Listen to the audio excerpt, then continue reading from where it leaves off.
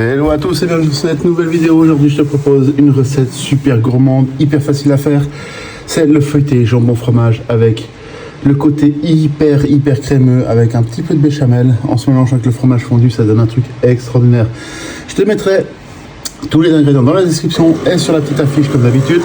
Et surtout n'oublie pas, abonne-toi, c'est ce qui fait survivre la chaîne. On se retrouve juste après l'intro. Allez, à tout de suite.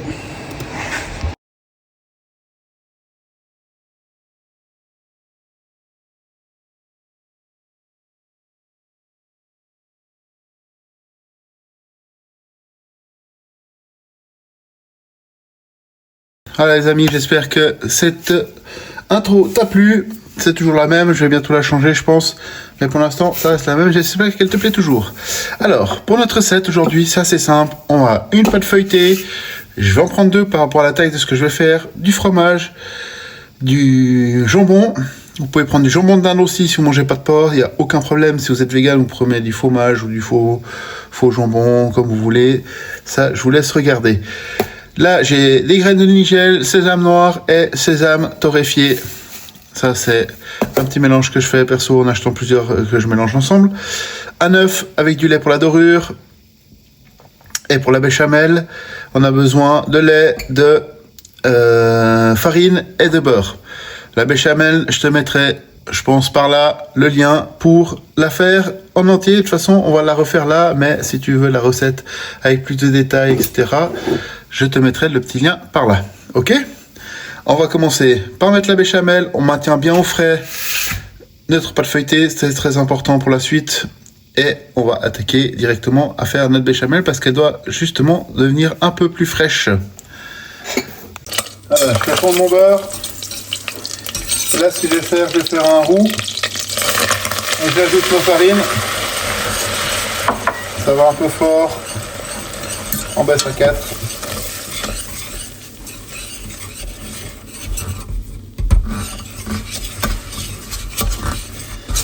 Et le but c'est de faire un roux blanc.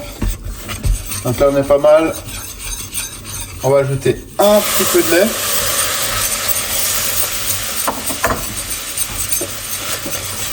On va descendre tout ça.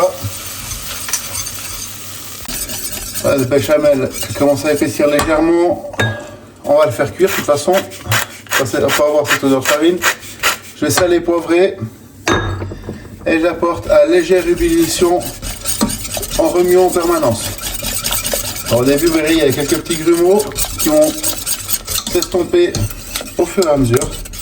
Elle va épaissir, ils vont disparaître. Et on fait cuire 5-6 minutes notre béchamel. Voilà, la béchamel, elle a bien épaissi. Je vais m'arrêter là, je coupe le feu. Et là, je laisse refroidir légèrement pendant ce temps que je vais préparer le reste avec ma pâte. Voilà, ici j'ai ma pâte. Ce que je vais faire, je vais mettre un petit truc pour voir où est à peu près la moitié, comme ceci. Et là, on va faire un truc vraiment tout simple. C'est vraiment ultra basique. On met une tranche de jambon, plus ou moins au milieu. On met le fromage. Et à l'aide d'une cuillère, on y ajoute la béchamel. Après, les quantités, vous mettez ce que vous voulez. Moi, j'aime pas quand il y a trop. J'aime quand c'est assez... comment dire ça ? Quand il y a juste vraiment la bonne quantité. Ni trop peu, ni trop pas assez. Et là, on répète l'opération.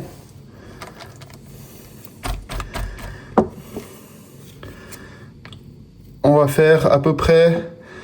Moi, je vais faire 4-5 couches, plus ou moins. Ça sert à rien de faire trop épais. Et puis après, on fera la suite.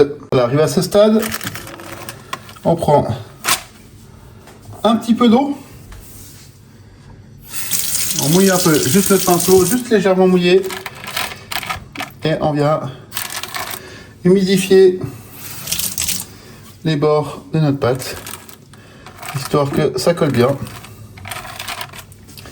Et là, on va faire vraiment quelque chose de tout simple. On replie.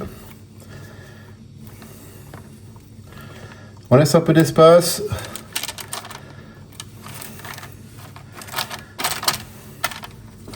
Et on fait une sorte d'oreiller, comme ceci. À ce stade, j'ai fait un bel oreiller. Et là, je fais un petit design avec une fourchette sans faire de trou à la pâte, bien sûr. C'est juste, ça donne un petit effet visuel à la cuisson. Là, j'appuie comme ceci. Très important quand on fait notre oreiller. Vous voyez, j'ai pas d'air. Je suis bien plaqué con, donc avant de coller le dernier morceau, j'ai bien plaqué tout le tour, enlevé l'air qu'il y avait à l'intérieur un maximum pour pouvoir arriver, pour pas que ça gonfle et puis que ça saute. Autrement, ça va risque de péter. Après, ce que vous pouvez faire, c'est faire ici, au milieu, comme ceci. Vous faites juste un tout petit trou, juste pour la vapeur. Vraiment, mais pas grand chose, hein, vraiment un tout petit trou. Et maintenant, on va passer à la dorure. Pour la dorure, un truc rien de plus simple, un jaune d'œuf. J'ai mis un peu de lait. On va battre tout ça ensemble, jusqu'à ce que ça soit bien homogène. On peut le faire au pinceau, ça va très bien. Hein. En général, certains font ça à la fourchette. Voilà, le mélange est bien homogène. Et là, on va passer à la dorure des neutres. Feuilleté, jambon fromage.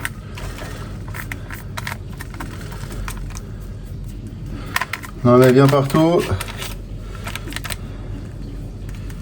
Moi, je commence par les bords comme ça.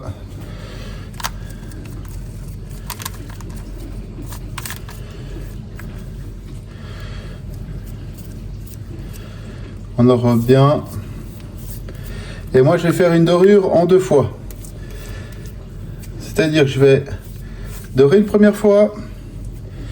Je vais laisser reposer quart d'heure, 20 minutes au frigo. Voilà. À ce stade, je vais laisser quart d'heure, 20 minutes au frigo. Que ça refroidisse bien. Et on refera un coup de dorure après avec un décor.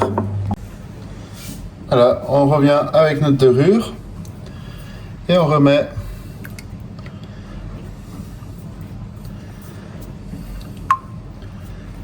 de la dorure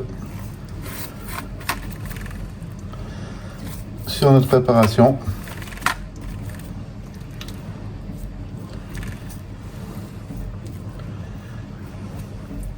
Alors n'en mettez pas trop, ça sert à rien.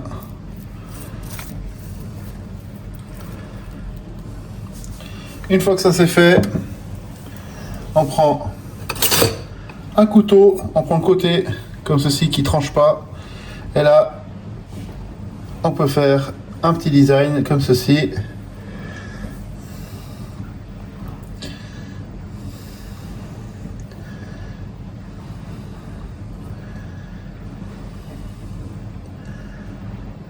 Alors, je suis pas le plus fort pour faire ce genre de choses, mais on va essayer de faire un truc sympa.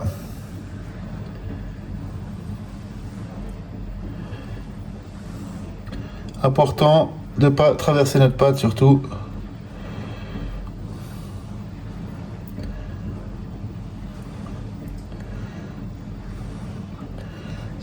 C'est juste à peine la rayée où il y a la dorure.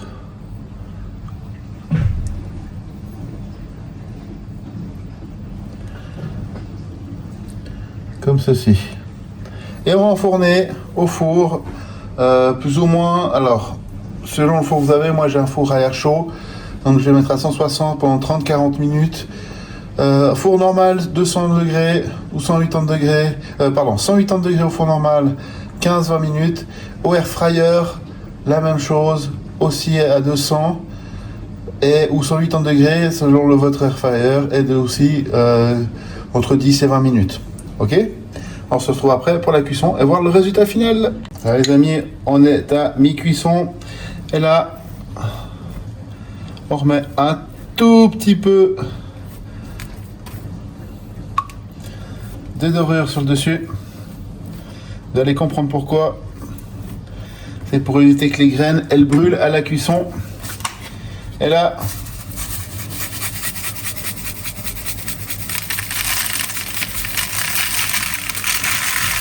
on est généreux. Et on remet au four pour 5-10 minutes. Regardez ça les amis, comme il est beau. On va le couper en deux. Voir comment c'est à l'intérieur. On va découvrir ça ensemble. Mais ça m'a l'air plutôt pas mal toute cette histoire. Est-ce que ça va fondre? Regardez ça, comme c'est fondant. Ah, c'est magnifique, je vais pas l'ouvrir plus, faut pas en mettre partout. Nous, on va se régaler. En attendant, moi je te dis à la semaine prochaine. Abonne-toi, lâche un petit like, un petit commentaire. Et encore une fois, bonne année 2026. J'espère qu'elle a aussi bien commencé que pour tout le monde. En Suisse, on a eu quelques petits soucis, mais c'est pas le lieu ni l'endroit d'en parler.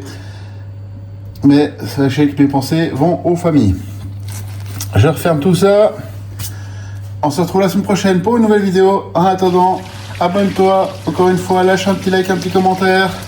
Et surtout, active la cloche de notification. Et porte-toi bien. Allez, ciao.